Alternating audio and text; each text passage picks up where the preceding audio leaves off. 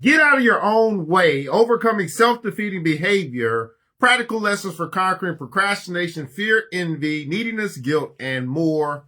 Lesson 35, letting fear run your life. Letting fear run your life. Franklin D. Roosevelt says this, and I quote, "The only thing that we have to fear is fear itself. The only thing that we have to fear is fear itself." Stan was a 52-year-old mechanical engineer at an aerospace company who drove 40 miles to work each day. Then he had a car accident. After a short recuperation, he was fine physically, but he remained injured mentally. He was terrified of driving. To preserve his job, he braved it out as a carpool passenger, but rode white-knuckled all the way. The only driving he did was to drive other people crazy. Ruth was a 43-year-old high school principal and mother of 3. When she discovered that her husband, Ted, was having an affair, she went into a tailspin. Despite Ted's elaborate displays of remorse and his sincere efforts to work through the marital problems that contributed to his infidelity, Ruth could not overcome the paralyzing dread she felt whenever he was out of her sight. It got so bad that her own life came to a standstill. What do Stan and Ruth have in common? They were both trauma victims who were terrified to the point of incapacity by the fear of a recurrence. Traumas tend to hit with a 1-2 punch.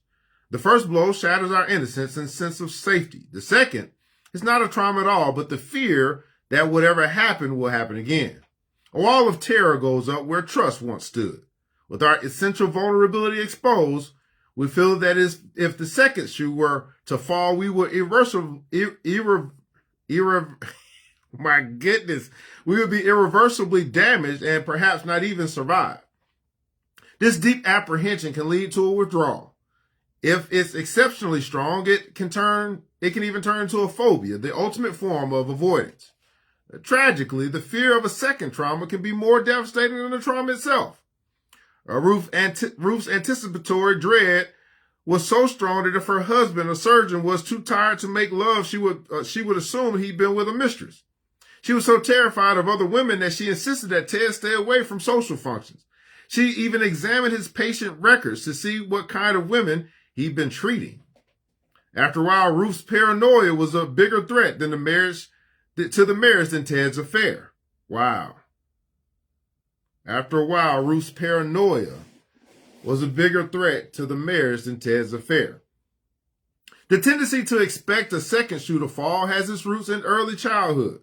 When a child has a trauma such as diving into a pool and hitting bottom or falling off a bike, or he or she feels unprotected. If the parents make too big a deal of the incident, the molehill becomes a mountain in the child's eyes.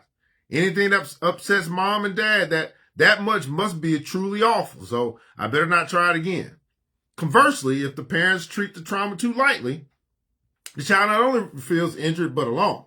Psychologically, the aloneness can be more frightening than the injury. In either case, the net effect is to avoid picking oneself up and trying again. The emotional memory gets buried in the psyche. When, as adults, a fresh trauma re-triggers the feeling, they protect themselves by constructing a psychological moat around themselves or becoming obsessed by the fear of a recurrence. Smart parents, on the other hand, comfort their traumatized kids. They encourage them to try again before the fear becomes debilitating. When the children do dive into the pool or get back on a bike without getting hurt, they learn that they are resilient. They also learn that if they stand up to fear and take action, the second shoe does not have to fall. That is precisely what adults should do when they are traumatized. Only by getting on with life and taking positive action can we overcome the fear. In Stan's case, I convinced him to start driving again, first on the small streets, then working on his way up to avenues and boulevards before venturing onto the freeway. For Ruth, the solution was to act as if she trusted her husband. She forced herself to wish him a good trip when he left town on business and to attend gatherings without clinging to him whenever another woman was in sight. Once Ted proved himself trustworthy, Ruth was able to trust him for real and get on with her life. When you're wounded by the vicissitudes of life, it is normal to be scared. It is normal to be knocked off balance. It is normal to want to shrink into a protective shell. But the sooner you resume living, the less likely you are to become a casualty. Action speaks louder than fear. Actions speak louder than fear. Here's a usable insight for today's lesson. Feeling afraid does not mean you are in danger. Oh, wow. Feeling afraid does not mean that you are in danger. And some action things for us to do. Point 1, realize that just because you feel vulnerable does not mean you're fragile. Admit that you feel afraid and resolve not to let the fear dominate your life.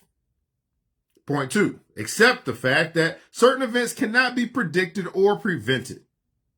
Point 3, realize that apprehension and avoidance can be more damaging than whatever you're afraid of. Point 4, return to your normal routine as soon as possible. If you can't do it all at once, take small incremental steps to normalcy. Point 5, if needed, enlist the aid of a trusted person who will encourage you to do more than you think you can. Next point, notice that each action you take reduces your fear. It is like a series of inoculations.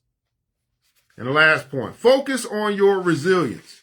Remember that you survived the trauma and realize that you will survive the next one as well. Letting fear run your life. Get out of your own way. Overcoming self-defeating behavior, practical lessons for conquering procrastination, fear, envy, neediness, guilt, and more, from author Mark Goulston and Philip Goldberg.